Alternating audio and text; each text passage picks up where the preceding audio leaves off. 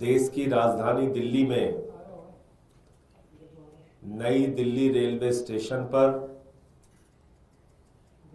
भारी संख्या में जो श्रद्धालु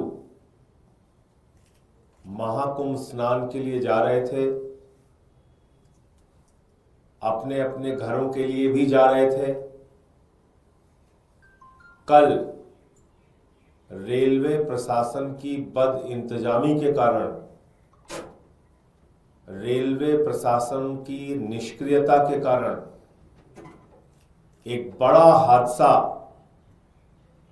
नई दिल्ली रेलवे प्लेटफॉर्म पे हुआ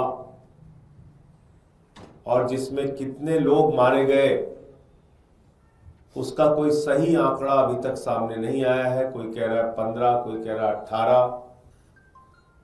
जो चश्मदीद है, जो वहां मौजूद थे घटना के वक्त, उनमें से कई लोगों का कहना है कि ये संख्या बहुत ज्यादा है।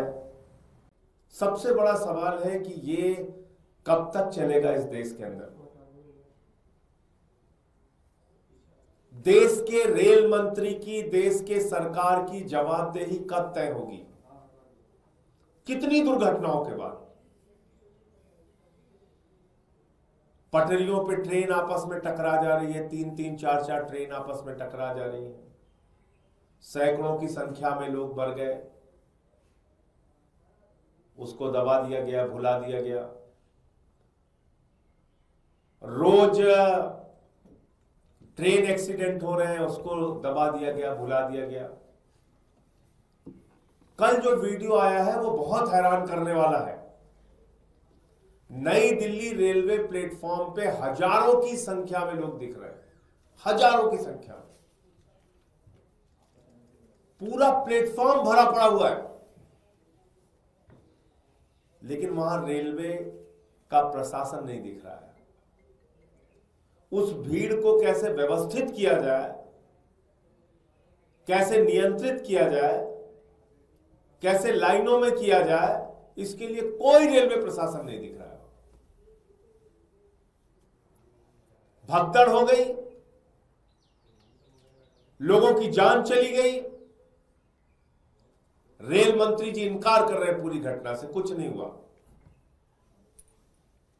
दिल्ली के एलजी महोदय एक ट्वीट करते हैं, 29 मिनट बाद उस ट्वीट को एडिट करते हैं।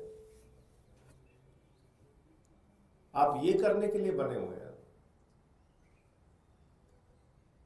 एक ट्रेन जो 12 नंबर प्लेटफॉर्म पे आनी थी, अनाउंसमेंट हुआ 16 नंबर प्लेटफॉर्म पे आएगी,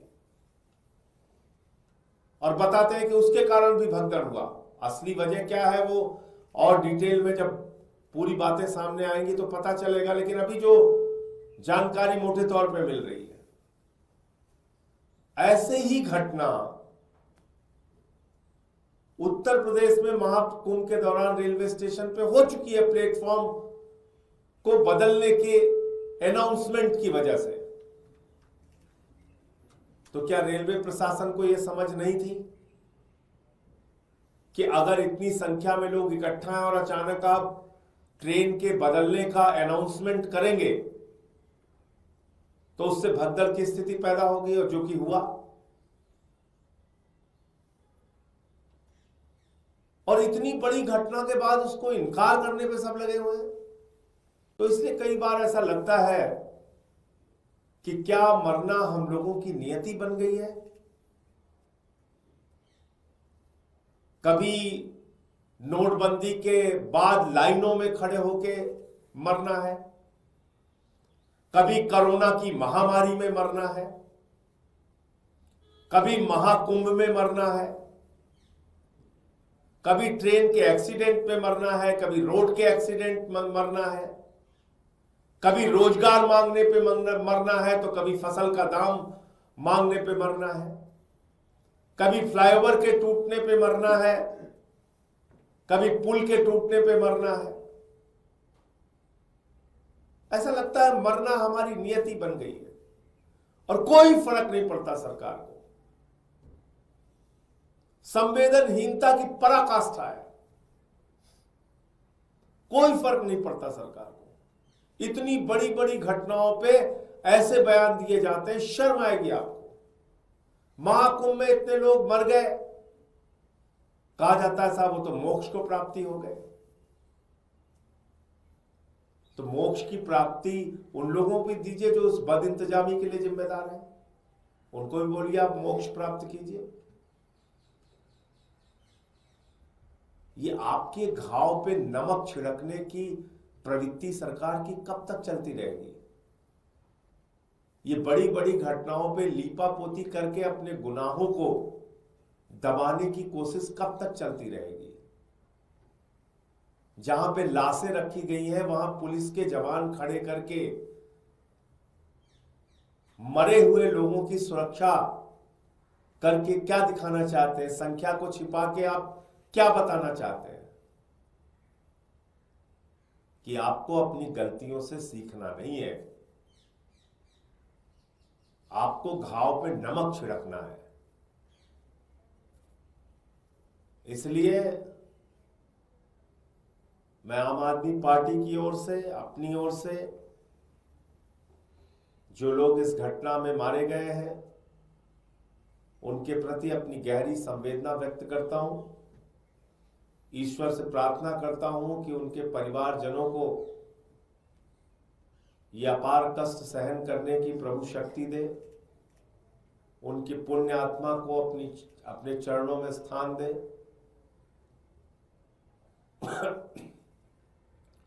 और इस सरकार को सद्बुद्धि दे कि कम से कम ऐसी घटनाओं पर संवेदनशीलता दिखाइए, उसको मना करने की, लीपापोती करने की, झूठ बोलने की प्रवृत्ति को छोड़िए और कुछ भी बोलने पर धर्म विरोधी बता देना, देश विरोधी बता देना, विपक्ष को गालियां देना, सोशल मीडिया पे कैंपेन चलाना, ये सब घटिया काम बंद कीजिए। इससे कुछ फायदा नहीं होने वाला है, ना आपका ना देश का। गालियां आप दे सकते हैं, कोई दिक्कत नहीं। हम लोग कुछ भी बोले, आप धर्म विरोधी बता दो, कुछ भी बता दो, करो आपकी मंशा यही है। लेकिन कम से कम ऐसी घटनाओं को रोकने के लिए ईमानदारी से प्रयास कीजिए।